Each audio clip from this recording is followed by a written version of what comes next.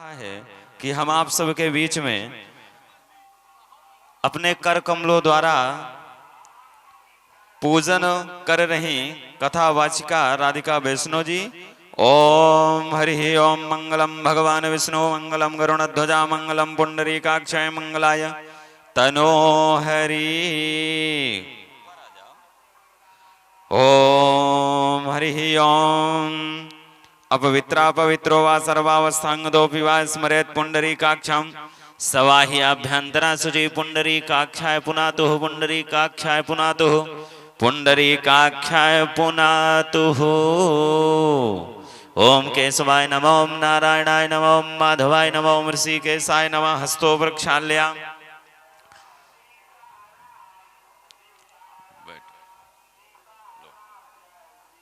कहाँ है गायब हो गए जजमान? बहुत जल्दी गायब हो जाते। सुन लो 2 दिन और है। ओम हरि ओम ओम लोकाभिरामम रणरंगधीरम राजीव नेत्रम रघुवंशनाथम कारुण्य रूपम करुणाकरंदम श्रीरामचंद्रम शरणं प्रपद्ये। ओम मनोजम मारुततुल्य वेगम जितेन्द्रियं बुद्धिमतां वरिष्ठं वातात्मजं वानरयूथ मुख्यं श्रीरामदूतं शरणं प्रपद्ये। ओम नमो गणेभ्यो गणपति विश्वो नमो नमो व्रातेभ्यो व्रातपति विश्वो नमो नमो गर्षेभ्यो गर्षपति विश्वो नमो नमो विरूपेभ्यो विश्वरूपे विश्वो नमो नमः। श्री सते लक्ष्मी सपन्या बहोरात्रे पार्श्वे नक्षत्राणि रूपमस्विनो व्याप्तं मायिष्णं निखाणा मुम्मयि खाणा सर्वलोकं मयि खाणा। ध्यानं ध्यानार्थे पुष्पाक्ष समर्पयामि गंधादि संपूजयामि। ओम त्वां गंधर्वाकनिस्तोम इंद्रस्तोम बृहस्पति त्वामोखदे सोमो राजा विदुवानक्षमाता मुच्यता।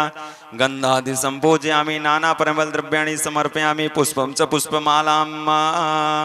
ओम ओखदिः प्रतिमोदतोन्पुगवतीः प्रसुभ्वरीः सुवायुवासाजिद्वरीर्विरुधा पारैष्णवा पुष्पं च पुष्पमालां समर्पयामि। लो चढ़ा दो।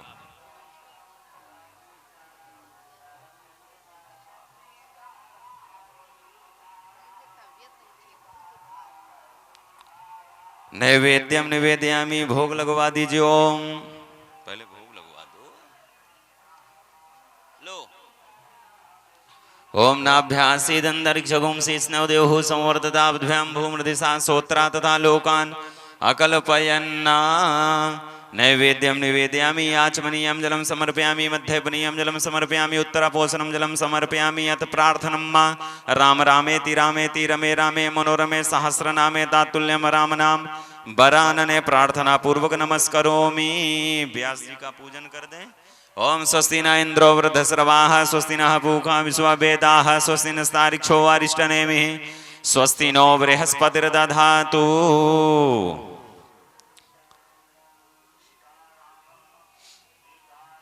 चलिए सोनी जी आप भी व्यास जी का पूजन कर लें, माल्यार्पण कर दें।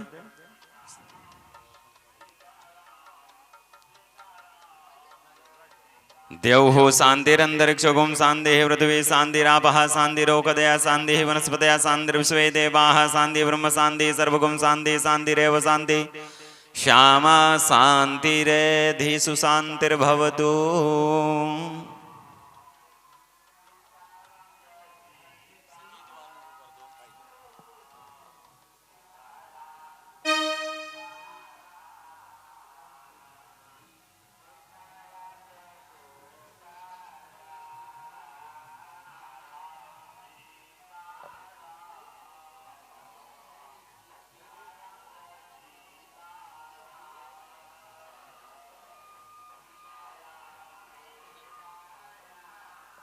अध आरतिक्यम्मा भैया आरती जलाओ दर्दों से निकाल लो सब सामान।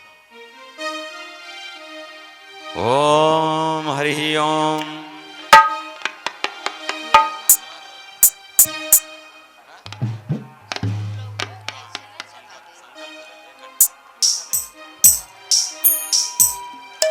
चलिए हाथ में फूल और चावल दे दीजिए।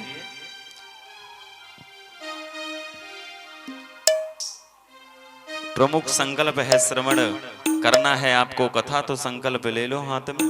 बिना संकल्प सब अधूरा है। माँ गंगा की गोद में बैठ करके जितना हम आप धर्म कर लेते हैं उतना ही लाभ है। 3 बार बोलिए ओम विष्णवे नमः, ओम विष्णवे नमः, ओम विष्णवे नमः। ओम विष्णु विष्णु विष्णु श्रीमद्भगवत महापुरुषस्य विष्णुराग्नया प्रवर्तमान सद्यत ब्राह्मण द्वितीय अपरार्धे श्री सेतवाराह कल्पे जम्बुद्वीपे भरतवर्षे भारतखंडे आर्यावर्त गदेशांतर्गते पुण्य क्षेत्रे प्रयागराज क्षेत्रे माँ गंगा तटे माँ सोत्तमे मासानां माघ मासे शुभे शुक्ल पक्षे चतुर्थीयां महापुण्यतिथौ बुधवासरांतर्गते यां शुभयोगे शुभकन्ये शुभरास्ते चंद्रे से शेष ग्रहेषु यथा तारा संस्थान से सुसस्सु ग्रह गुणगण विशेषण विष्टायां चतुर्थीयां महापुण्यतिथौ अमुक गोत्र उत्पन्नो। हम अपने गोत्र का नाम ले लीजिए, अपना नाम ले लीजिए। बोलिए मम सकल कामना संसिद्ध्यर्थम हेतु श्री सीताराम चंद्र देवता प्रियताम यथा पूजन पूर्वकम उपरांते कथामृत सारम श्रवणम चा अहम करिष्ये। ओम हरि ओम मां जाग्रतो दूरमुदैति दैवं तदु सप्तशतथैवैति दूरंगमं ज्योतिकां ज्योतिरेकान्तनमे मनः शिवा संकल्पमस्तु। अथ अरारतिक्यं मालज्ज्वलै नमः एकदंष्टाय नमः गन्धादि संपूज्यामि। इदगुं हविः प्रजननं मे असुदसवीर गुं आत्मसनि प्रजा सनि पशु सनि लोक सन्य भय सनि अग्निः प्रजां बहुलां मे करोतु वन्नं पयोरेतो अस्मासु धत्ता। आरती श्री राम मायन जी की, आरती श्री राम मायन जी की।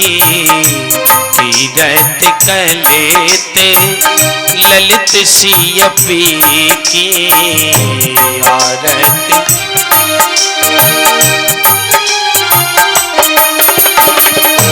गावत ब्रह्मा दिक मुनि नारद वाल्मीकि में ज्ञानी विशारद सुख सनिकादि शेषियर शारद बरनी पवन सुत कीरत नीके।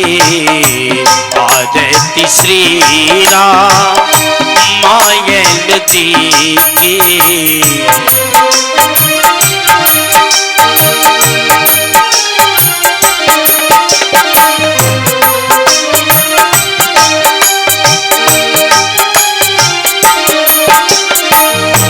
गावत वेद पुराण अष्ट दस छेवु शास्त्र सब ग्रंथन को रस।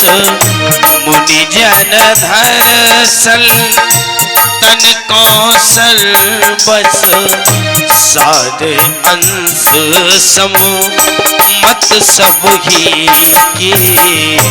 आरती श्री राम मायन जी की।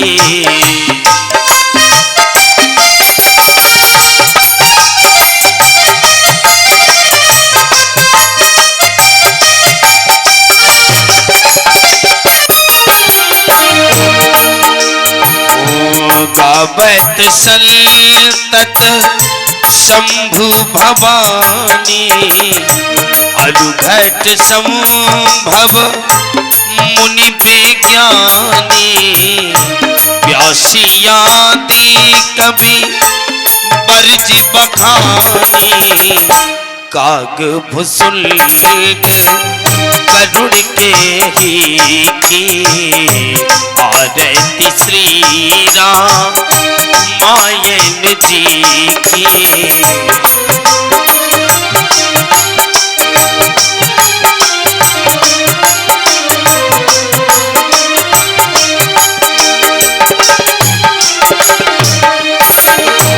कलिमल हरण विषय रस फीकी सुभग श्रृंगार मुक्ति जुबती की। दलन रोगे भव मूर्यमी की। पात मात सब विधि तुलसी की आरती श्री राम मायन जी की तीरथ कलेत ललित सियपी की आरती श्री राम मायन जी की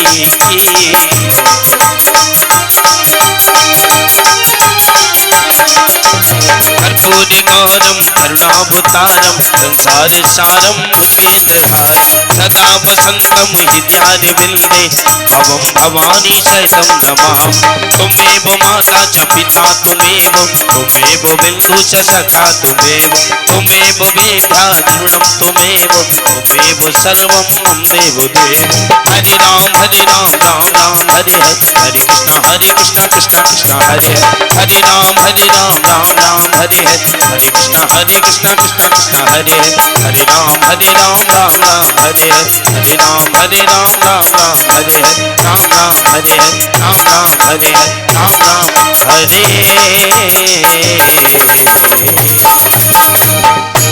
अथ जलेन शीतलीकरणं पुष्पै देवादिवंदनम आरोग्यार्थे आत्मादिवंदनम। जल उठा दो। अथ मंत्र पुष्पांजलिम नाना सुगंध पुष्पाणि यथा कालोद्भवानि च पुष्पांजलिर्मया दत्त्वं ग्रहाण परमेश्वरा। आरती ले लो। बब्बू बोलो राजा रामचंद्र की, श्री हनुमान जी महाराज की जय जय सीताराम। समस्त भक्तगण अपने अपने स्थान में बैठ करके आप कथामृत का पान करेंगे। जय सिया राम।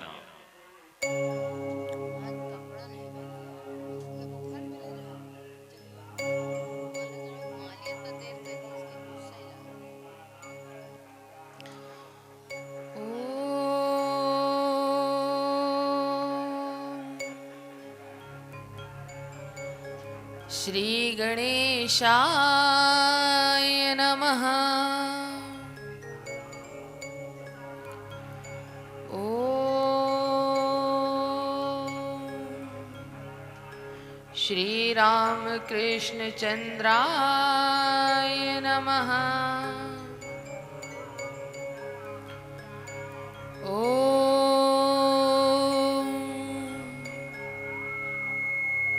श्री गुरुवे नमः।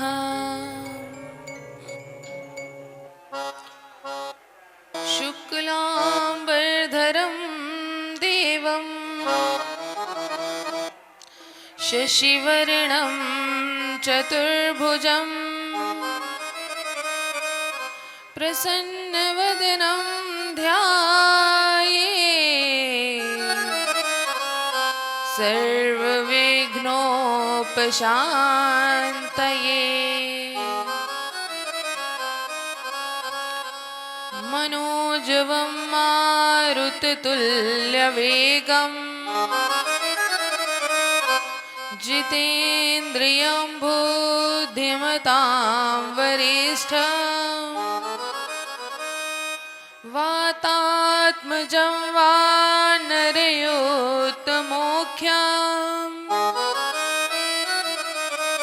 श्रीरामदूतं शरणं प्रपद्ये। अखण्डमण्डलाकारं व्याप्तं येन चराचरं तत्पदं दर्शितं येन तस्मै श्री गुरुवे नमः।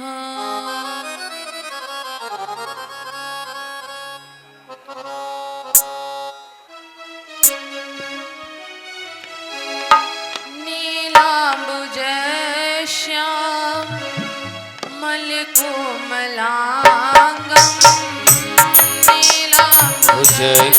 श्यामल कोमलांगम नीलाम्बुजश्याम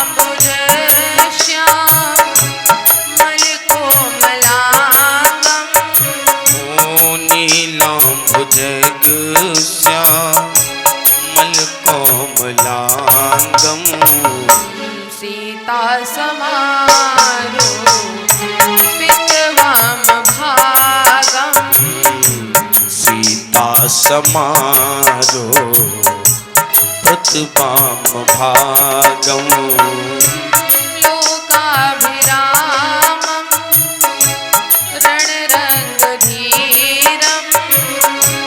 लोकाभिरामं रणरङ्गधीरं राजीवनेत्रं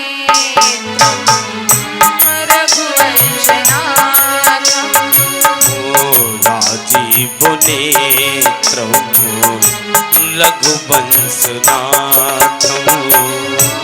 कारुण्यरूपं करुणाकरान्तं कारुण्यरूपं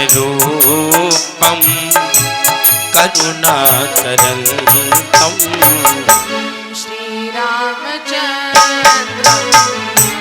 शरणं प्रपद्ये श्रीरामचन्द्रं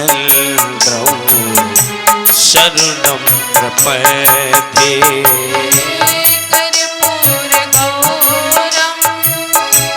करुणावतारं कर्पूरगौरं करुणावतारं संसारसारं भुजगेन्द्रहारं संसारसारं भुजगेन्द्रहारं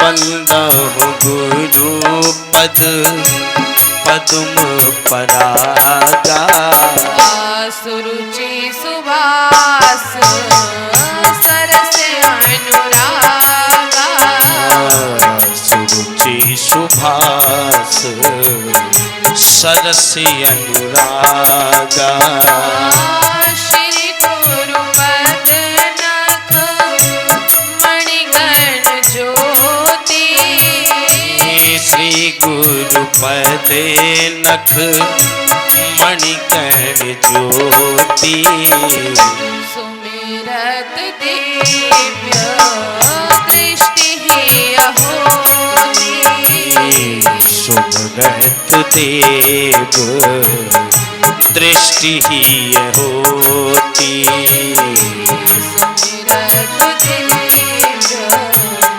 दृष्टि अहोति सुमरत देव दृष्टि होती। बोल दें श्री आनंद कंद भगवान की जय हो। आइए हम आप सभी 2 बार भगवत नाम का संकीर्तन कर लें, जिससे कि हमारा मन राम कथा से हटे नहीं। तो मीठी मीठी तालियों के साथ हम और आप भगवान के नाम का संकीर्तन करेंगे।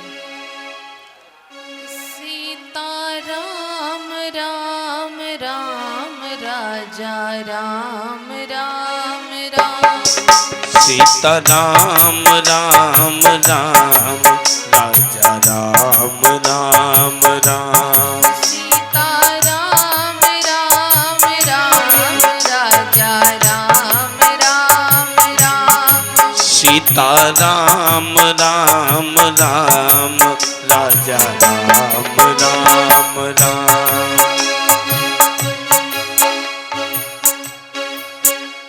एक तो वैसे भी कम लोग, ऊपर से और धीमी धीमी ताली, आवाज तो बिल्कुल सुनाई ही नहीं दे रही। पता है क्या है, अभी आपके हाथ में है, क्या आपके हाथ में है? मौसम को सुधारना।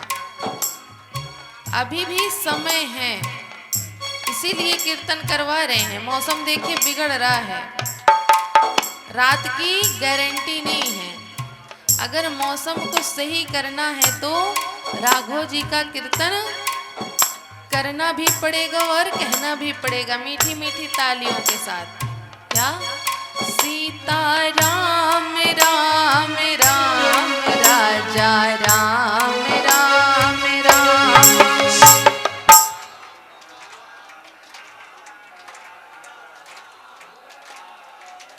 अच्छा, हम सबको तो कह रहे हैं, लेकिन हमारी जो बगल में बैठी हुई है हमारी यजमानिन जी, मतलब वहां से आवाज आ गई लेकिन अभी बगल से आवाज नहीं हमको सुनाई दे रही कीर्तन की। सभी को करना है, चाहे वह सामने हो कि बगल में हो, सुनाई सभी जगह का देता है। ने पहले ही बताया है, वक्ता सभी जगह देखता है कि हमारा श्रोता क्या कर रहा है, कथा सुन रहा है, कीर्तन कर रहा है कि नहीं कर रहा। वो चाहे सामने हो, चाहे अगल हो, चाहे बगल हो, इसलिए सभी को करना है। क्या? सीता राम राम राम राजा राम राम राम।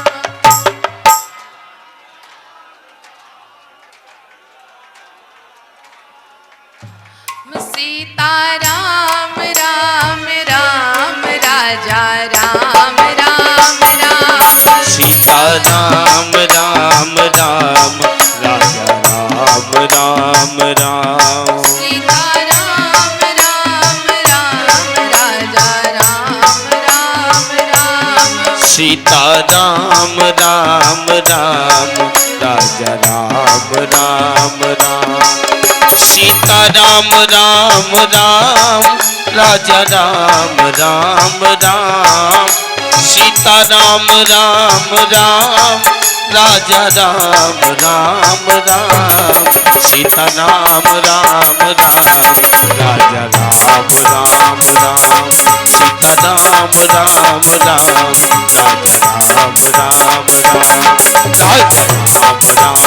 राम सीता राम राम राम। राजा राम राम राम सीता राम राम।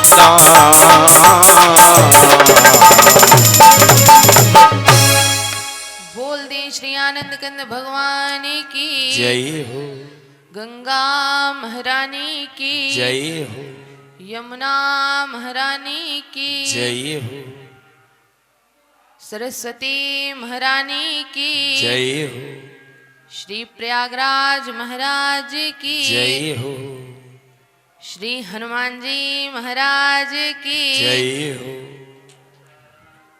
अब हमको तो कहना ही नहीं है। महाराज जी एक बात कहा करते थे, अभी तो कथा प्रारंभ नहीं हुई और निद्रा देवी का आगमन भी हो गया। जयकारा लग रहा है, इधर निद्रा देवी का आगमन आ गया। मतलब यहाँ के श्रोताओं ने हमारे संगीत वालों को फेल कर दिया, फेल हो गए हमारे संगीत वाले। इतना बजाते हैं इतने मन से, लेकिन निद्रा देवी का आगमन हो ही जाता है। चलिए, अच्छी बात है, इसी बहाने निद्रा देवी भी कथा सुन लेती हैं।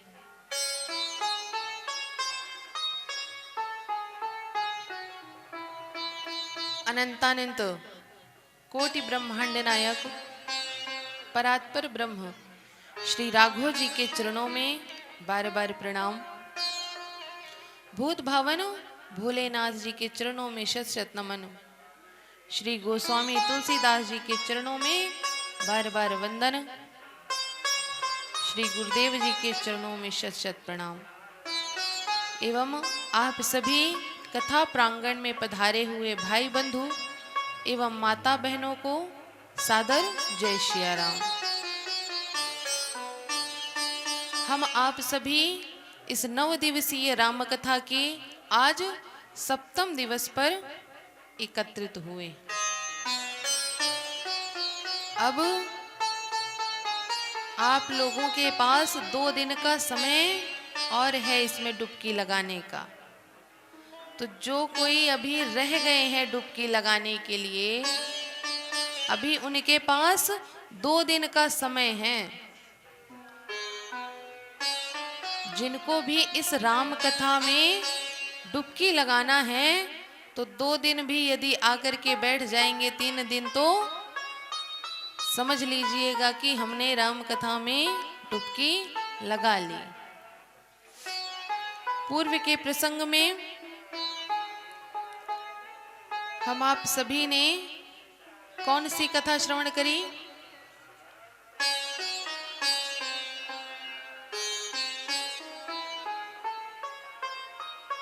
भगवान राम, माता सीता और लखन जी के साथ कहां पर विश्राम किया?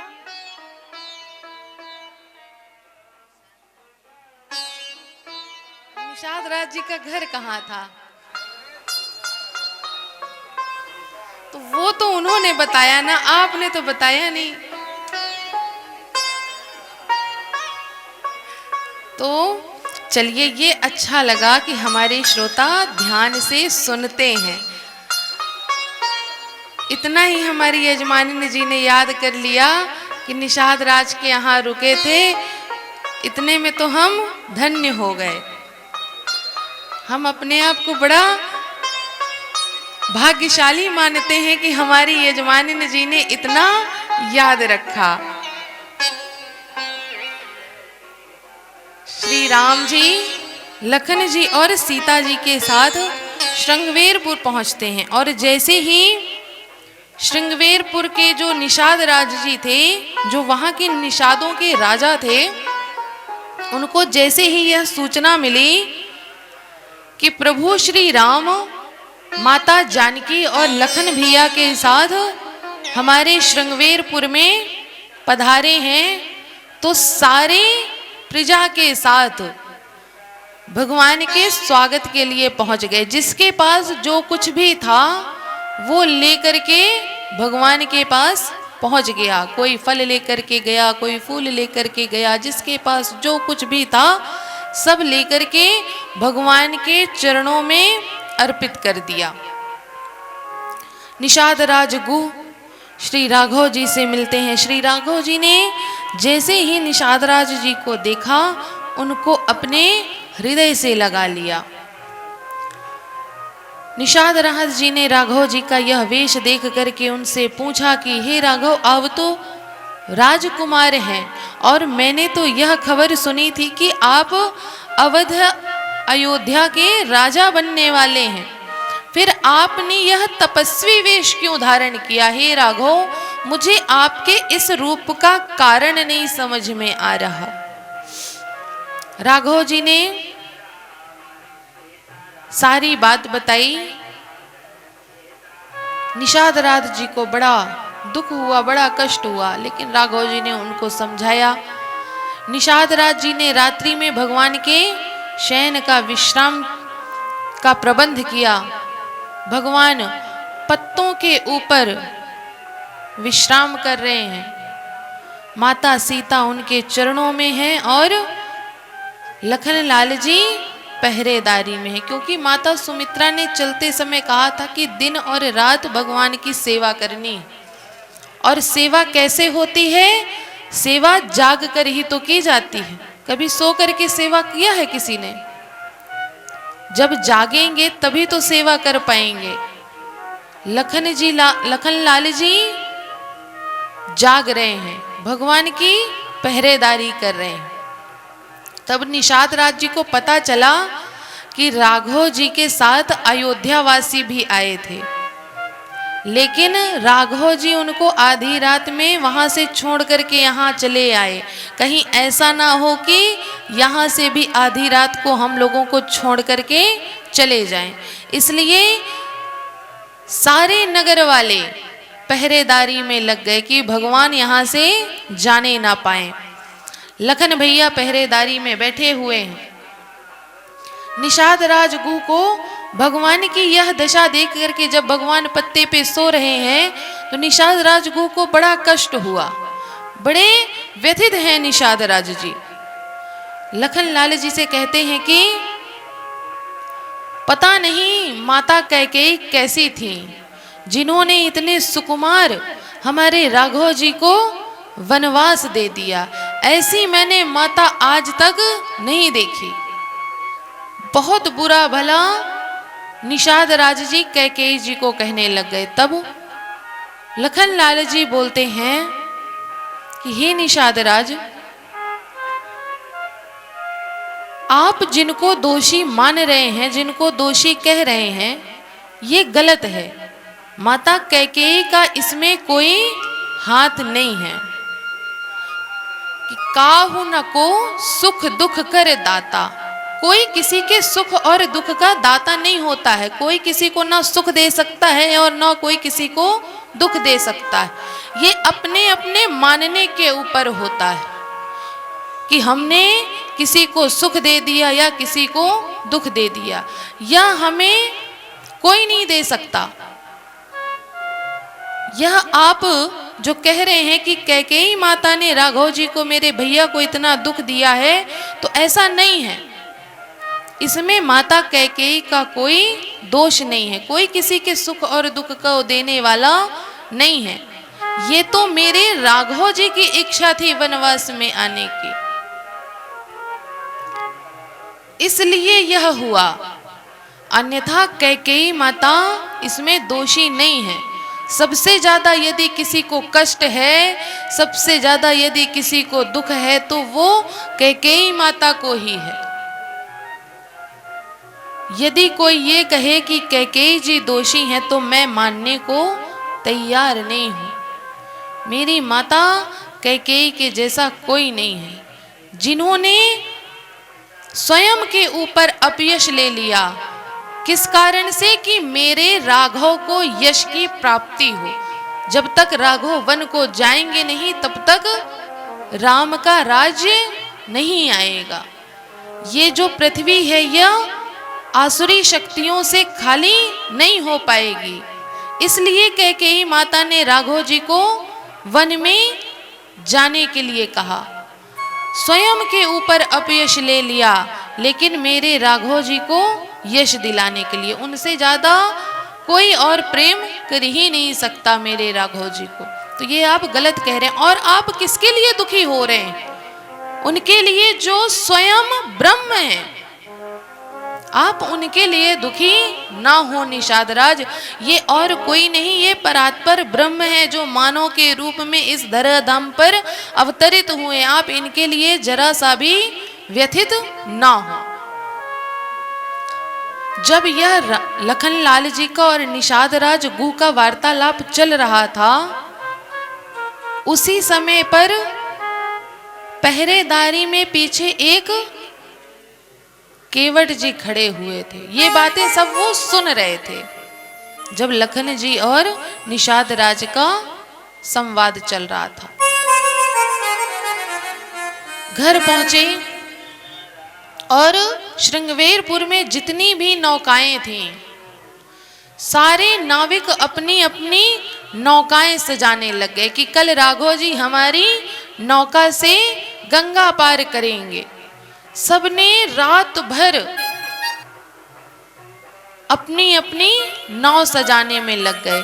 लेकिन वह जो केवट था, वह बड़ा गरीब था। उसके पास इतना धन नहीं था कि वह अपनी नाव को सजा सके। अपनी पत्नी से बोला कि मुझे लगता है कि मेरी नाव में राघव जी बैठेंगे नहीं। सब कितनी सुंदर सुंदर अपनी नाव सजा रहे, मेरी नाव में राघव जी बैठने वाले नहीं है। तब पत्नी ने समझाया कि यदि आप कि राघव जी के प्रति निष्ठा सच्ची है, प्रेम सच्चा है, तो आप देखिएगा राघव जी आपकी ही नाव में बैठेंगे। कोई ना कोई उपाय राघव जी जरूर सुझाएंगे। उसी समय पर केवट को याद आ गया कुछ। क्या याद आ गया? एक बार जब निषाद राज गुह आखेट करने के लिए जंगल में गए, आखेट करते करते उनको प्यास लग आई और वहां पर कहीं पर पानी नहीं था। पानी के लिए निषाद राज गुह इधर से उधर विचलित हो रहे थे, भटक रहे थे। उसी समय पर उस केवट ने निषाद राज गुह को जलपान कराया और जैसे ही निषाद राज गुह ने जल ग्रहण किया, उसी समय केवट से कहा कि मैं आपका सदा ऋणी रहूंगा। आपने मुझे उस समय जल पिलाया जिस समय मुझे जल की बहुत आवश्यकता थी, इसलिए मैं आपका ऋणी रहूंगा। आपको जो मांगना है आप मुझसे मांग लो। तब केवट ने कहा कि नहीं प्रभु, मुझे कुछ नहीं चाहिए महाराज, आप कि जब इच्छा होगी या मेरी जब इच्छा होगी मैं आपसे मांग लूंगा। ये केवट को प्रसंग याद आ गया तो वो कहाँ पहुंचा? निषाद राज गु के पास। निषाद राज गु से कहा कि महाराज आपको याद है आपने मुझसे कुछ मांगने के लिए कहा था, लेकिन उस समय मैंने ये बात मांगी नहीं, आज वो समय आ गया है। निषाद राज गु ने कहा कि मांगो। केवट कहता है कि मुझे बस इतना चाहिए कि कल जब राघव जी गंगा पार करें तो और कोई नाविक घाट पर ना हो, और किसी की नाव घाट पर ना हो, केवल मेरी ही नाव घाट पर हो। मैं ही राघव जी को गंगा पार कराऊंगा, बस मुझे इतना ही चाहिए और कुछ नहीं चाहिए। ना धन चाहिए, ना संपत्ति चाहिए, ना वैभव चाहिए, कुछ नहीं चाहिए, मुझे केवल इतना ही चाहिए। निषाद राज गु ने कहा कि ठीक है। सारे नौका वालों को वहां से निषाद राज गु ने हटा दिया। अच्छा एक बात बताइए, उन नौका वालों का क्या दोष था? वो भी तो बड़े प्रेम से नौका सजा रहे थे कि राघव जी आएंगे, हमारी नाव पर बैठेंगे, लेकिन उनको क्यों हटा दिया गया? कोई बता सकता है? प्रेम तो वो भी करते थे ना राघव जी से कि भगवान हमारी नाव पर आकर के बैठेंगे। वो तो और अच्छे से स्वागत कर रहे थे, स्वागत सत्कार में लगे थे, लेकिन फिर उनके साथ ऐसा क्यों हुआ? इसलिए हुआ क्योंकि वो जैसे थे वैसे स्वयं को भगवान के सामने नहीं अर्पण करना चाह रहे थे, वो बन करके अर्पण कर रहे थे, दिखा करके, साज सज्जा दिखा करके अर्पण कर रहे थे अपने आप को। लेकिन जो केवट था वह जैसा था वैसा ही भगवान के आगे समर्पित हो गया। इसलिए कभी हमको भगवान के आगे बनकर नहीं जाना चाहिए, दिखावा नहीं करना चाहिए, जैसे हैं वैसे ही पहुंचना चाहिए, तभी भगवान हमको स्वीकार करेंगे। और हम यदि दिखावे में पड़ गए तो फिर दिखावे में ही रह जाते हैं। इसी प्रकार हमारी भी नाव में भगवान सवारी नहीं करते, इसीलिए जैसे हैं वैसे ही अपने आप को भगवान के आगे रख दीजिए कि भगवान हम तो जैसे हैं वैसे ही आपके आगे आ गए, तभी भगवान हमको स्वीकार करते हैं। सुबह हुआ, राघव जी उठे, प्रातः वंदन किया, उसके पश्चात वहां से सुमंत जी को जाने के लिए कहा। सुमंत जी ने बहुत समझाया कि राघव जी चलिए, पिताजी ने आपको लाने के लिए भेजा है। तब राघव जी ने सुमंत जी को धर्म की इतनी बातें बता दी कि सुमंत जी के पास अब तर्क वितर्क करने का कोई मार्ग नहीं बचा, और सुमंत जी को वहां से जाने के लिए भगवान ने विवश कर दिया। इधर राघव जी, लखन जी और सीता जी अब गंगा पार करने के लिए जब गंगा जी के किनारे आए तो जो केवट था, जिसकी केवल एकमात्र नाव थी, अब तो उसके उत्साह का ठिकाना नहीं था। तो उसने क्या किया, जो नाव थी उसको गंगा जी के किनारे, सामान्यतः तो किनारे ही नाव खड़ी की जाती है कि नहीं? बीच में कौन ले जा करके नाव खड़ी करता है? जिसको सवारी ना बैठानी हो। लेकिन इधर केवट को सवारी बैठानी भी है, राघव जी को बैठाना भी है, लेकिन नाव कहाँ खड़ी करके आता है? घाट के किनारे से थोड़ी सी दूर। उसने सोचा कि यदि मैं किनारे नाव खड़ी करूंगा और फिर भगवान को मना करूंगा तो ऐसा ना हो कि भगवान जबरदस्ती चढ़ के बैठ जाएं, और जब बैठ जाएंगे तो फिर तो मुझे जाना ही पड़ेगा। इसलिए उसने नाव को गंगा जी से थोड़ा घाट से दूर करके खड़ी की। कि भगवान उसमें चढ़ ना पाए जब तक मैं किनारे नाव लेकर के ना आऊं। अब भगवान वहां से आए, केवट जी बढ़िया खड़े हुए हैं। अच्छा, सब देख रहे हैं केवट जी कि अब भगवान आ रहे हैं, लेकिन केवट ने क्या कौतुकी सूझी उसके मन में। एक किनारे जाके खड़ा हो गया और ऐसे बनने लगा कि जैसे हमने देख ही नहीं रहे हैं। एक किनारे खड़ा हो गया। अब राघव जी आ रहे हैं। लखनलाल जी कहते हैं कि प्रभु मैं जाकर के नाव वाले को लेकर के आता हूं। राघव जी ने कहा कि नहीं लखन, अभी मैं तुमको बताता हूं कि किस तरह किससे बात करनी चाहिए, किसको बुलाना चाहिए, किसी काम के लिए कैसे तैयार कराना चाहिए, मैं तुमको सिखाता हूं। बड़े पहले छोटों को सिखाते हैं ना कि कैसे सब्जी लेनी चाहिए, कैसे दूध लेना चाहिए, कैसे घर का सामान लेना चाहिए, सिखाते हैं कि नहीं सिखाते। उसी तरह राघव जी कहते हैं कि अभी मैं तुमको सिखाता हूं। लखनलाल जी ने कहा कि ठीक है प्रभु, जैसी आपकी इच्छा। पहुंच गए केवट के पास। कहें भैया सुनो। केवट ऐसे खड़ा हुआ है। अरे केवट भैया आप ही से कह रहा हूं, सुनो। अच्छा अच्छा अच्छा, मुझसे कह रहे हैं क्या? हाँ हाँ कहिए कहिए। राघव जी कहते हैं कि भैया हमें गंगा के उस पार जाना है, हमको तनिक छोड़ दो। कहें गंगा जी के उस पार जाना है, कोई काम है क्या? कहने लगे नहीं, हमें अब गंगा के उस पार जाकर के आगे की यात्रा को पूर्ण करना है। केवट ने कहा कि नहीं, मैं नहीं जाऊंगा, कि मांगी नाव ना केवट जाना। केवट ने साफ मना कर दिया। और जैसे ही मना किया, लखनलाल जी कहते देखा मैंने तो कहा था कि मुझे कहने दीजिए, मुझे बात करने दीजिए। तब तो बड़ा आगे होकर के कहे कि नहीं मैं जाके बात करूंगा, इसीलिए मैं कह रहा था कि मुझे जाने दीजिए। देख लीजिए प्रभु। कहे क्या हुआ, क्यों नहीं जा रहे? तब केवट कहता है कहाँ ही तुम्हारे मर्म में जाना, मैं आपके मर्म को जानता हूं, इसलिए मैं नहीं जाऊंगा। लखनलाल जी ने कहा ये तो बड़ा चतुर है, आज तक मैं नहीं भगवान के मर्म को जान पाया और ये जान गया। कहता है कहाँ ही तुम्हारे मर्म में जाना, मैं हमेशा प्रभु के साथ रहता हूँ, 24 घंटे उनकी सेवा में रहता हूँ, मैं आज तक भगवान के मर्म को नहीं जान पाया।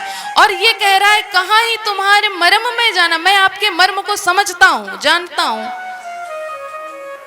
लखनलाल जी को तो बड़ा क्रोध आया कि इसने राघव जी की बात को मना कर दिया।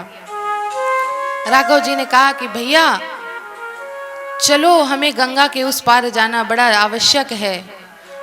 लखनलाल जी कहते हैं कि अरे छोड़िए प्रभु, ये नहीं जाएगा तो और नाव भी तो हैं, दूसरी नाव में देख लेते, क्यों एक इसी की अकेली नाव है क्या?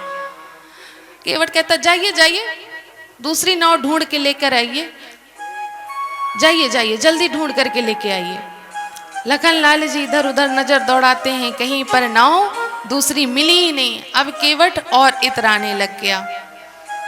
राघव जी ने कहा कि भैया विनती करते हैं, चलो हमें उस पार छोड़ दो। तब केवट कहता है कि मैं आपको गंगा पार तब कराऊंगा जब आप मेरी एक शर्त मानेंगे, क्योंकि मैंने आपके बारे में बहुत सुन करके रखा है। राघव जी ने कहा कि क्या सुन के रखा है? कहने लगे वो तो मैं बाद में बताऊंगा, लेकिन मैं आपको गंगा पार तभी कराऊंगा जब आप मेरी शर्त को मानेंगे। तब राघव जी कहते हैं कि कौन सी शर्त? तब केवट कहता है कि धुला लो पाँव राघव जी, धुला लो पाँव राघव जी, जो गंगा पार जाना है। धुला लो पाँव राघव जी, जो गंगा पार जाना है। धुला लो पाँव राघव जी, जो गंगा पार जाना है।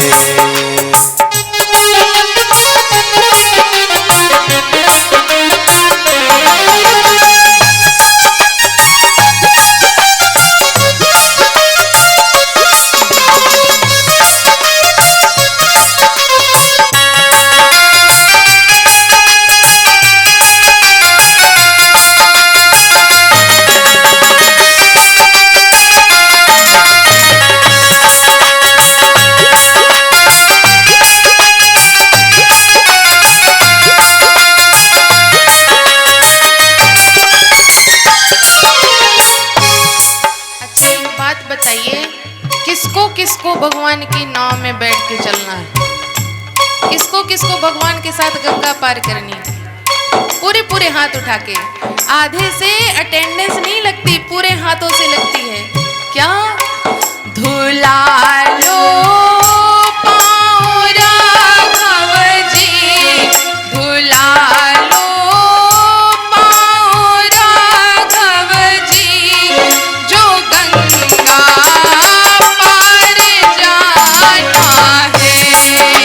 धुला लो पाँव राघव जी, जो गंगा पार जाना है।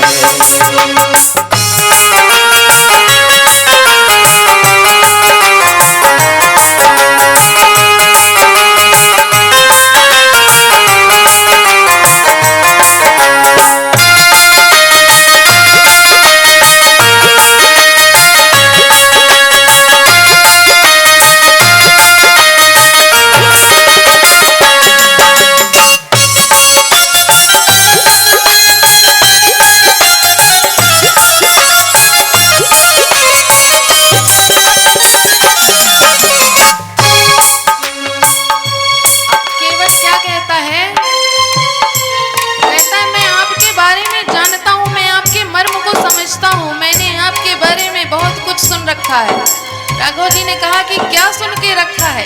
केवट कहता है तुम्हारे चरणों की धूली सुना है, जादू करती है।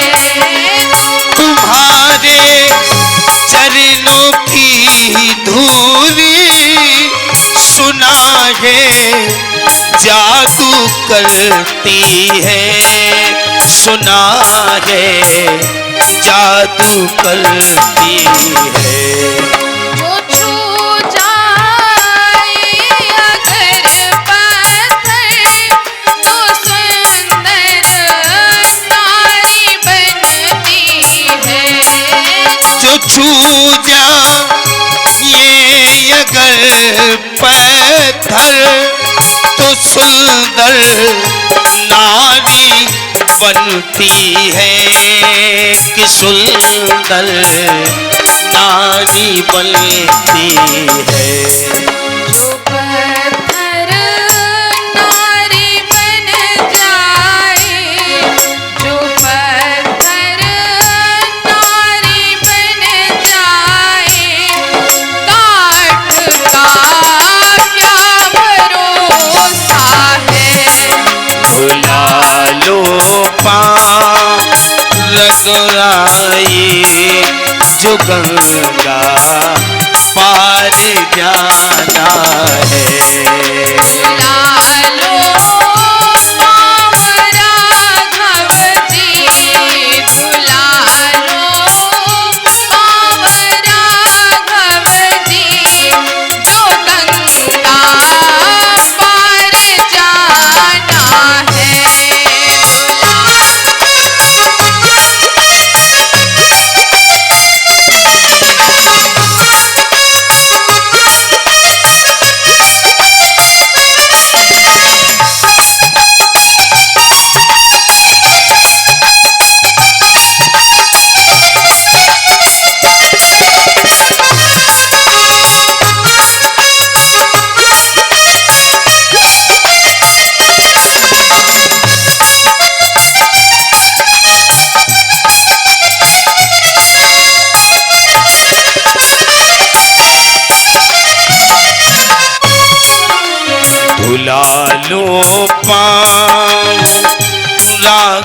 जी जो गंगा पार जाना है, बुला लो पाओ राघव जी जो गंगा पार जाना है, जो गंगा पार जाना है, जो गंगा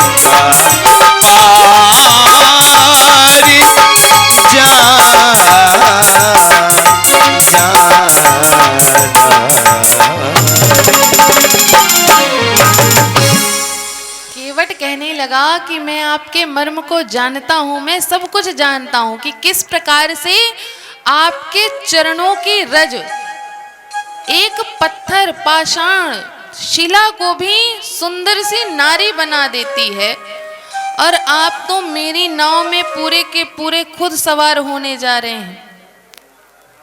जब एक पत्थर नारी बन सकती है तो मेरी तो लकड़ी की नाव है और वो भी पानी में चलती है तो और कोमल हो जाती है, वो तो तुरंत ही नारी बन जाएगी। जब पत्थर आपके चरणों की रज से नारी बन गई तो मेरी नाव को नारी बनने से कोई नहीं रोक सकता। और यदि मेरी नाव नारी बन गई तो जो मेरे घर में नारी बैठी हुई है उसको कौन संभालेगा? उसको थोड़ी ना पता चलेगा कि आप इस पर सवार होने जा रहे थे और ये आपके चरणों के स्पर्श से नारी बन गई। उसको तो यही लगेगा कि मैं दूसरा ब्याह करके आ गया हूं। यहां तो एक नहीं संभल रही है और आप मेरी नाव को भी नारी बना दीजिए तो दो दो स्त्रियों को कौन संभालेगा? मैं ये रिस्क नहीं लूंगा राघव जी, मैं सब जानता हूं, इसलिए आप मुझे बातों में मत बहलाइए। मैं आपके मर्म को समझता हूं, इसलिए मैं आपको अपनी नाव पर नहीं बैठाऊंगा। यदि आपको गंगा पार करके जाना है तो एक शर्त है, वो शर्त मान लीजिए तो मैं आपको नाव पर बैठा लूंगा, क्योंकि मैं अपना संशय दूर करूंगा। राघव जी ने कहा कि क्या शर्त है? केवट कहता है कि बस शर्त ज्यादा कुछ नहीं है, बस ये है कि आप अपने पैर धुबवा लीजिए, पैर पकड़वा लीजिए, तो जो भी आपकी धूल में जो जादू है, जो नारी बनाने वाला जादू है, वो झड़ जाएगा, वो पानी में निकल जाएगा। जब धुलूंगा तो फिर मेरी नाव नारी नहीं बनेगी, क्योंकि आपके चरणों की धूल में जादू है। आपके चरणों की धूल से नारी बनी थी शिला, इसलिए मैं आपके पैरों को धुलूंगा तो जितनी आपके चरणों में लगी हुई है वो सब निकल जाएगी, तो मेरी नाव नारी नहीं बनेगी। लखनलाल जी ने कहा कि प्रभु आपके भक्त बड़े विचित्र होते हैं। आपके भक्त कौन? जो आपकी बात ना माने वो आपके भक्त। लखन जी ठिठोली करने लगे राघव जी से। राघव जी ने कहा कि बात तो सही है। जब एक दुकानदार जब सुबह सुबह अपनी दुकान खोल करके बैठे और पहले ही ग्राहक उधार लेने वाला आ जाए तो उस दिन पूरे दिन उसके दुकान में उधारी चलेगी या दुकान नहीं चलेगी। सही बात है सोनी जी की नहीं? सही बात है सोहन जी, है ना? राघव जी कहते हैं कि मेरी बोहनी तो खराब हो गई निकलते ही अयोध्या से, मैं निकला नहीं था तभी से मेरी बोहनी खराब है। लखनलाल जी पूछते कैसे? कहते हैं ये बताओ, कैकेयी माता ने वनवास केवल मुझको दिया था। कहने लगे हाँ। कहने लगे ना तुमको दिया था ना सीता जी को दिया? कहे नहीं। कहने लगे तब भी तुम दोनों मेरे साथ आए कि नहीं आए? कहे हाँ। कहे तुम लोगों ने मेरी बात मानी? कहे नहीं। कहे बस बोहनी वहीं से बिगड़ गई, अब आगे जहां तक ये यात्रा चलेगी तब तक मेरी बात मानने वाला कोई नहीं मिलेगा। जब शुरुआत ही में मेरी किसी ने बात नहीं मानी तो ये केवट मेरी बात कहां से मानेगा। लखन लाल जी चुप हो गए। लखन लाल जी चुप हुए। केवट कहता है कि बताइए जल्दी से आपको चलना है कि नहीं, मैं मंगाऊं जल पात्र और पैर धुलने का सामान मंगाऊं। राघव जी कुछ नहीं बोल रहे हैं। अब लखन लाल जी कहते हैं कि ये प्रपंच मत करो और चुपचाप हमको लेकर के चलो, वरना अभी मैं निकालता हूं धनुष बाण और अभी यहीं पे मार देता हूं और नाव कोई भी केवट लेकर के चला जाएगा। केवट कहता है कि बहुत अच्छा, इसमें भी मेरा कल्याण है, मार दीजिए आप, तुरंत धनुष बाण निकालिए, जल्दी से मारिए। कहने लगे लखनलाल सोचे ये तो बड़ा उत्पाती केवट है, इसको तो डर ही नहीं लग रहा, बड़ा निर्भीक है। कहता है तुरंत धनुष बाण निकालिए। कहते हैं इसमें भी मेरा कल्याण है। लखनलाल जी पूछते हैं अब इसमें तुम्हारा कहां से कल्याण हो गया, मैं तुमको मारने जा रहा हूं, इसमें कहां से कल्याण है। कहने लगे देखिए सब कोई तरसता है कि हम भगवान का नाम लेकर के मरे, हमारे अंत समय में हमारे मुख से राम का नाम निकले, सब इसी बात के लिए तरसते हैं, क्योंकि अंत राम कही आवत नाही, अंत समय में राम नहीं कहा जाता मुख से, सारे दुनिया के आडंबर कह जाएंगे लेकिन राम नहीं कह पाएंगे। तो यहाँ पर राम का नाम नहीं लिया जाता अंत समय में, और मेरे सामने तो स्वयं राघव जी खड़े, मुझसे बड़ा बड़भागी कौन होगा। और दूसरी चीज, अंत समय में गंगा का जल डाला जाता है मुख पे कि गंगा जल ले आओ अंत समय पर, और यहाँ पर तो साक्षात गंगा जी बह रही हैं। जैसे ही आप मुझको धनुष मारेंगे, बाण मारेंगे, और मैं तुरंत जाके गंगा जी में कूद जाऊंगा, जब तक मरूंगा नहीं तब तक गंगा का जल पीता रहूंगा, पीता रहूंगा, पीता रहूंगा। अब मुझसे बड़ा बड़भागी कौन होगा। और फिर तीसरी चीज, जब मेरी मृत्यु होगी तो उसके उपरांत अब राघव जी इतने निष्ठुर तो नहीं है कि इधर मेरी मृत्यु हुई और राघव जी चले जाएंगे। अंत के बाद जब मेरी अंत्येष्टि होगी तो राघव जी उसमें शामिल होंगे, और फिर जिसके ऊपर राघव जी का हाथ पड़ जाए उसका कुछ बिगड़ने वाला नहीं है, उसका सदा कल्याण होगा। और मेरे परिवार वालों को राघव जी सांत्वना देंगे, उनके ऊपर हाथ रखेंगे, मेरे बच्चों के ऊपर। मैं कितना बड़भागी हूं, आप मार दीजिए, देर मत करिए, जरा सा भी विलंब ना करिए, इसमें मेरा कोई नुकसान नहीं है, मेरा तो फायदा है, आप मारिए। लखनलाल जी कहते हैं कि ये केवट तो बड़ा निर्भीक है, बड़ा तर्की है, इसके आगे जीत पाना संभव नहीं है। तब केवट कहता है कि प्रभु अब आप भी कुछ बोल लीजिए, ऐसे ही शांत मत खड़े रहिए, जब तक आप बोलेंगे नहीं, जब तक मैं आपके चरण धुलूंगा नहीं, आपको बोलना पड़ेगा कि मेरे चरण धुलो। अच्छा एक बात बताइए, कोई कहता है क्या कि ले आओ जल मेरे चरण धुलो, मेरे चरण प्रक्षालन करो, मेरे पैर छुओ? कोई कहता है? वो तो अपनी स्वेच्छा होती है। लेकिन केवट कह रहा है जब तक आप मुझसे कहेंगे नहीं, जब तक मैं आपके चरण धुलूंगा नहीं। अब राघव जी बड़ा परेशान कि अच्छा भक्त मिला है, मुझी से कह रहा है कि आप कहिए कि मेरे चरण धुलो। अच्छा एक बात बताइए, केवट इतने भगवान से तर्क वितर्क कर क्यों रहा है? पता है क्यों तर्क वितर्क चाहता? वो तो सब जानता है ना कि ये ब्रह्म है, सब कुछ जानता है। वो चाहता तो बड़े आओ भाव से, जब भगवान उसकी नाव पे आने के लिए, बैठने के लिए तैयार थे तो आकर के बैठा लेता। वो इतना ठिठोली क्यों कर रहा है राघव जी से? पता है? नहीं पता।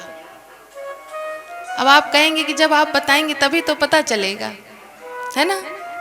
इसलिए कर रहा है कि जब राघव जी आए थे ना, तब वे बड़े दुखी थे। जब अयोध्या उन्होंने छोड़ा, बहुत दुखी थे।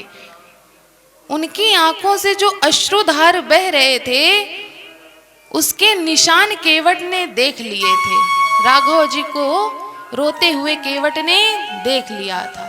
तभी उसने सोच लिया कि राघव जी आवाज से तो रोते हुए आए हैं, दुखी होकर के आए हैं, लेकिन मैं ऐसा राघव जी का मनोरंजन करूंगा कि यहां से राघव जी हंसते हुए जाएं।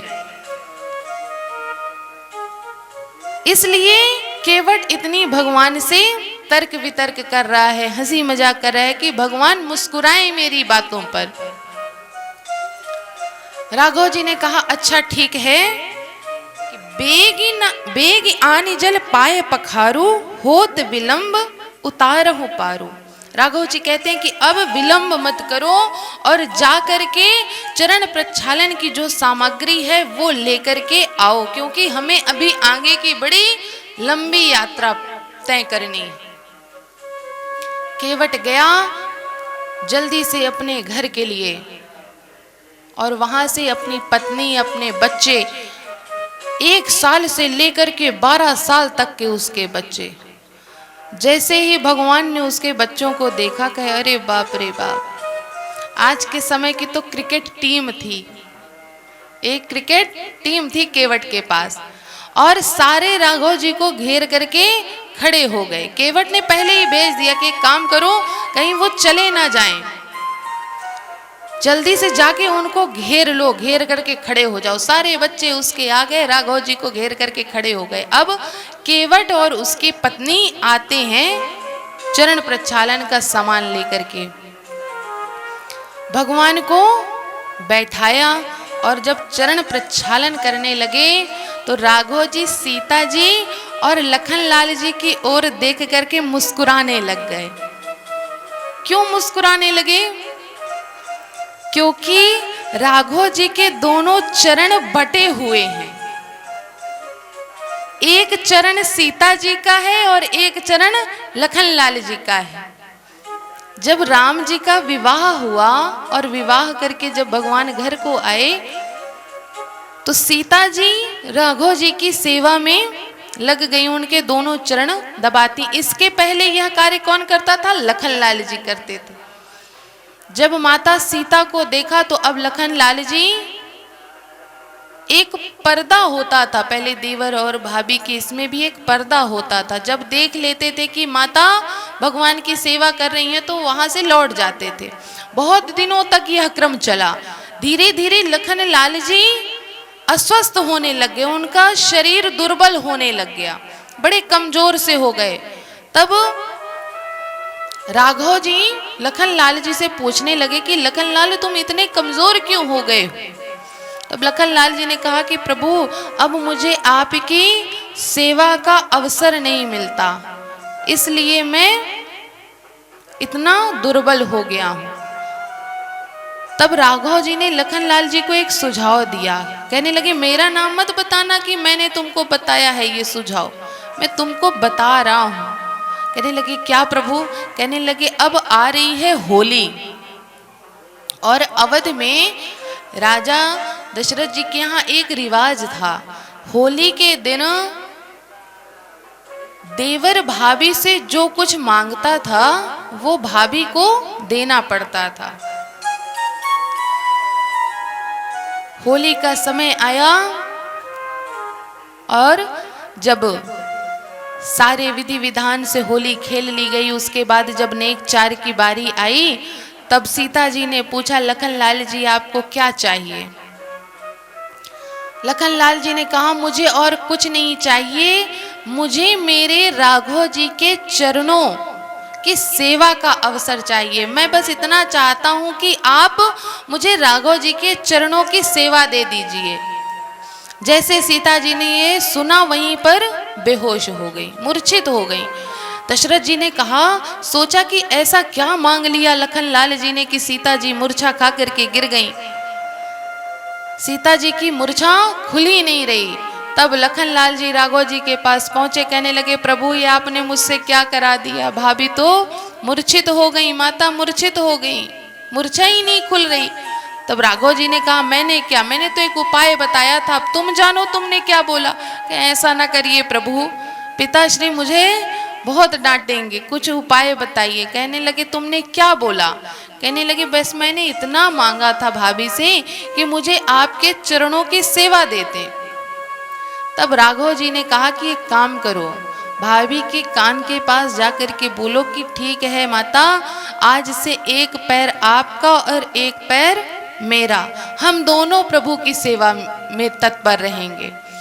लखनलाल जी गए और ऐसा ही जाकर के माता सीता के कान के पास बोले। जैसे ही ये बोला, सीता जी की मूर्छा स्वतः ही खुल गई।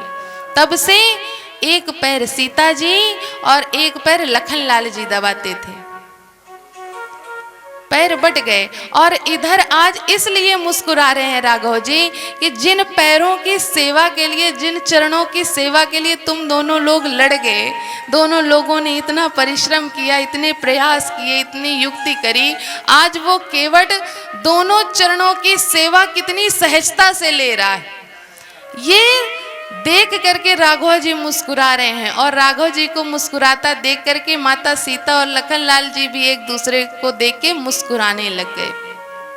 कहने लगे ठीक है, आज ही बस तो धुलेगा, रोज तो फिर हम ही लोगों के हैं चरण। केवट अब भगवान के चरण प्रक्षालन करने लगा। भगवान के चरण प्रक्षालन किए तो एक बार जब चरण प्रक्षालन किया तो उसको ग्रहण किया और अपनी पत्नी को दिया, अपने बच्चों को दिया।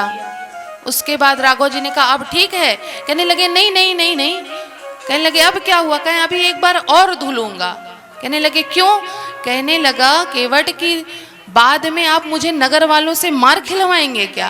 कहने लगे क्यों मारेंगे तुमको नगर वाले? कहने लगे कि मैंने सबकी नाव तो बंद करा दी, अब जितने नाविक हैं सब मुझको पकड़ के मारेंगे कि तुम्हारे कारण राघव जी मेरी नाव पर नहीं बैठे, मुझे दर्शन नहीं मिले। तो एक काम करिए, एक बार उनके लिए चरण प्रक्षालन कर लीजिए, आपके चरणों का जो जल है, चरणोदक है, वो मैं सबको बांट दूंगा तो सब खुश हो जाएंगे, मैं मार खाने से बच जाऊंगा।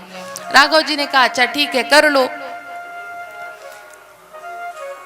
चरण प्रक्षालन दोबारा किया केवट ने, सबको बांट दिया। अब कहता है नहीं नहीं अभी एक बार और। कहने लगे अब किसके लिए?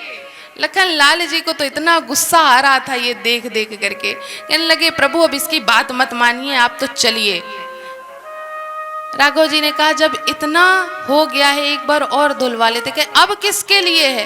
कहने लगे केवट कि प्रभु सब मुझे कितना स्वार्थी मानेंगे। कहें क्यों? कहने लगेंगे कि देखो स्वयं को मुक्ति दिला दी, अपने नगरवासियों को दिला दी, लेकिन जो ऊपर मेरे पितृगण बैठे हुए हैं उनको मुक्ति कौन दिलाएगा? राघव जी ने मनी मन सोचा केवट तो बड़ा होशियार है। फिर उसने चरण प्रक्षालन किया और अपने वही जल पितरों को तर्पण किया जिससे कि उनको मुक्ति मिल जाए। जब चरण प्रक्षालन हो गए उसके बाद केवट ने कहा कि ठीक है प्रभु अब आप तीनों मेरी नाव पर बैठ जाइए। राम लक्ष्मण और सीता जी केवट की नाव पर बैठ करके गंगा के उस पार पहुंचे और जब उस पार उतरे तब सीता जी राम जी के मन की बात समझ गई। क्या समझ गई? यह समझ गई कि केवट ने हमको नाव से इस पार से उस पार कराया है तो उसको कुछ देना तो चाहिए, दक्षिणा तो देनी चाहिए, उसकी मेहनताना उसका तो देना चाहिए। लेकिन आप भगवान के पास तो कुछ है नहीं। सीता जी समझ गई कि भगवान सकुचा रहे हैं कि उनके पास देने के लिए कुछ भी नहीं है। सीता जी अपनी मुद्रिका उतारने लग गई, जो उन्होंने अंगूठी पहनी थी वो उतार करके प्रभु को दिया। राघव जी केवट को जब देने लग गए तो केवट ने मना कर दिया। कहने लगे प्रभु नहीं, मुझे आपसे और कुछ भी नहीं चाहिए, मुझे जो चाहिए था वो तो मिल गया और यदि आप मुझे कुछ देना ही चाहते हैं तो मुझे एक मेरे ऊपर एक ही उपकार करिए। राघव जी ने कहा कि क्या? कि बहुत कीन प्रभु लखन सिय नहीं कछु केवट ले और विदा कीन करुणायतन भक्ति विमल वरलीन। भगवान की विमल भक्ति का वरदान लेकर के केवट उनको प्रणाम करता है, कहता है कि प्रभु यदि आपको कुछ देना है तो मुझे अपनी विमल भक्ति दीजिए। राघव जी ने अपनी भक्ति केवट को प्रदान करी और केवट वहां से वापस हो गया। अब भगवान आगे की यात्रा को तय करते हैं और भगवान पहुंचते हैं कहाँ? प्रयागराज। इसी प्रयागराज में आए हैं भगवान। और कहाँ आए हैं? भरद्वाज जी के आश्रम। भगवान भरद्वाज ऋषि जी से मिलते हैं। भरद्वाज जी ने उनका स्वागत सत्कार किया। राघव जी वहां पर एक दिन रुके, संतों का संग किया और वहां से भरद्वाज मुनि से विदा लिया। और विदा लेकर के भगवान कहां पहुंच करके आए? वाल्मीकि जी के आश्रम। वाल्मीकि जी के आश्रम में पहुंचे। वाल्मीकि जी ने जैसे जाना कि राघव जी आए हैं, वाल्मीकि जी उनके स्वागत के लिए पहुंचे कि आइए प्रभु, हम तो धन्य हो गए, कृतार्थ हो गए। राघव जी और वाल्मीकि जी दोनों का सत्संग हुआ और राघव जी ने अब पूछा कि हे ऋषिवर, आप मुझे कृपा करके अब यह बताइए कि मैं अब आगे कहाँ पर निवास करूं। मुझे एक स्थान बता दीजिए जहाँ पर अब मैं अपना वनवास काल व्यतीत करूं। तब वाल्मीकि जी ने राघव जी को चित्रकूट का स्थान बताया कि हे राघव, अब चित्रकूट गिर करहु निवासु, अब आप चित्रकूट जाकर के निवास करिए। राघव जी ने वाल्मीकि जी की बात मानी, उनसे विदा लेकर के अब कहाँ आ गए भगवान? चित्रकूट धाम में। तो एक बार जोर से जयकारा लगाइएगा। श्री चित्रकूट धाम की जय हो, श्री चित्रकूट धाम की जय हो, श्री कामतानाथ जी सरकार की जय हो, श्री मंदाकिनी मैया की जय हो। अब राघव जी, लखन जी और माता सीता जी के साथ चित्रकूट में निवास करने लगे। अब इधर हम आप कहाँ आ जाएं? सुमंत जी के पास। भगवान अब चित्रकूट में निवास के लिए पहुंच गए और इधर सुमंत जी अभी वहां से गए नहीं।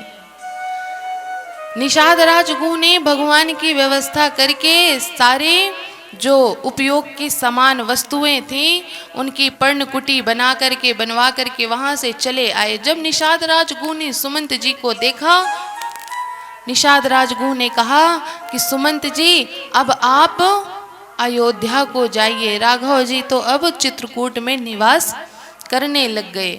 निवास स्थान में स्वयं बना करके आया हूँ प्रभु का, अब आप अपने अवध को जाइए, वहां पर राजा दशरथ जी को संभालिए। सुमंत जी की हिम्मत नहीं हो रही है। और सुमंत जी तो ठीक है, जो रथ में जो घोड़े बंधे हुए थे ना, वो भी नहीं जा रहे हैं। वो क्या कर रहे हैं? घोड़े दक्षिण दिशा को देख करके हिनहिना रहे हैं, रो रहे हैं। क्यों? क्योंकि उन्होंने राघव जी को दक्षिण दिशा की ओर जाते हुए देखा था। घोड़ों की ऐसी हालत है कि जैसे एक पक्षी अपने बिना पंख के उड़ने के लिए व्याकुल होता है, उसी प्रकार आज भगवान के घोड़ों की वही दशा है। घोड़े दक्षिण की दिशा में देख करके हिनहिना रहे हैं, रो रहे हैं। क्यों? क्योंकि वो सोच रहे हैं कि राघव जी जब जाते थे कहीं तो इतना समय तो उनको वापस आने में नहीं लगता था, आज इतना समय कैसे लग गया मेरे राघव जी को वापस आने में। सुमंत जी मन ही मन में सोचते हैं कि यदि मैं दिन के उजाले में अवध जाऊंगा तो सारे अवधवासी मुझसे प्रश्न पूछेंगे और मेरे पास देने के लिए कोई उत्तर नहीं होगा, इसलिए मैं रात्रि के अंधेरे में जाऊंगा अवध। सुमंत जी घोड़ों को लेकर के, रथ को लेकर के रात्रि के प्रहर में अवध पहुंचे। जैसे ही सुमंत जी को दशरथ जी ने देखा। दशरथ जी के अंदर मानो नई ऊर्जा आ गई है, नए प्राण आ गए। बड़ी प्रसन्नता से अपने सिंहासन से उठ करके सुमंत जी की ओर गए। कहने लगे कि हे राम, राम कहाँ है, राम कहाँ है, वैदेही कहाँ है, मेरा लखन कहाँ है। सुमंत जल्दी से उनको मेरे सम्मुख लाओ। सुमंत जी ने जैसे दशरथ जी की यह दशा देखी, अब सुमंत जी के पास शब्द नहीं है बोलने के लिए। भगवान कि नहीं आए साथ में, राघव जी नहीं आए साथ में, ये बोल नहीं पा रहे सुमंत जी। दशरथ जी ने पूछा जल्दी बताओ सुमंत, मेरे राम कहाँ हैं। तब सुमंत जी ने कहा कि हे राजन, आपके राम रघुकुल नंदन हैं और उन्होंने कहा है कि मैं अपने रघुकुल की पताका को कभी झुकने नहीं दूंगा। मैं ये कभी नहीं होने दूंगा कि मेरे कुल पर कोई यह कलंक लगाए कि एक माता ने एक वरदान मांगा और एक राजा ने नहीं दिया। मैं ये कलंक अपने रघुकुल में नहीं लगने दूंगा, मैं अपने कुल का अपमान नहीं होने दूंगा। इसलिए सुमंत जी आप जाइए और पिताजी को समझा दीजिएगा। राजन, मुझे तो रघुकुल नंदन ने समझा करके भेज दिया और ना ही राम आए, ना ही लखन आए और ना ही वैदेही आई। जैसे ही दशरथ जी ने ये सुना वहीं पर गिर पड़े। हो आया है राम मेरा, मुझसे मिला दो, मुझे मेरी सीता के दर्शन करा दो। आया है राम मेरा, मुझसे मिला दो, मुझे मेरी सीता के दर्शन करा दो।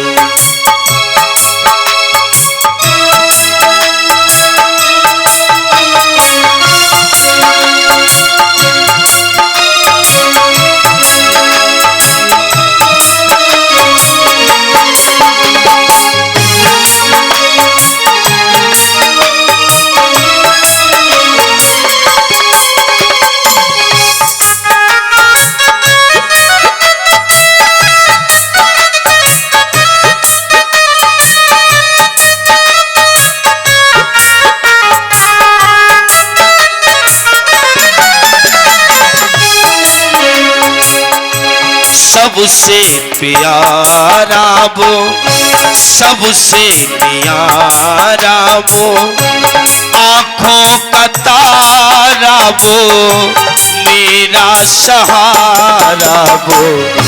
सबसे प्यारा वो, सबसे न्यारा वो, आँखों का तारा वो, मेरा सहारा वो, मेरा सहारा वो।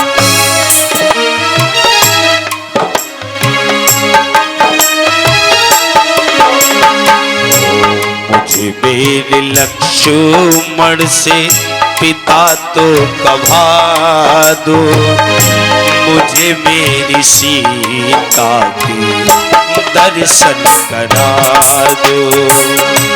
आया है राम मेरा, मुझसे मिला दो, मुझे मेरी सीता के दर्शन करा दो।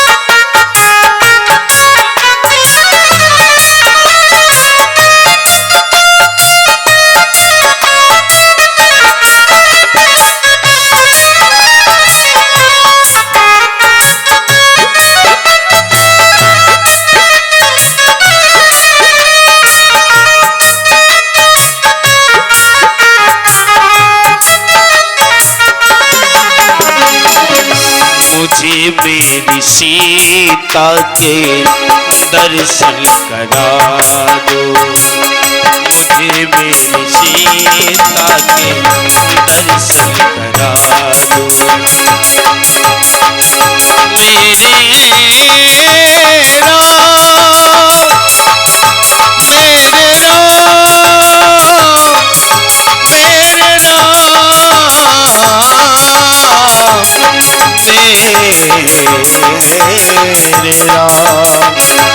मेरे राम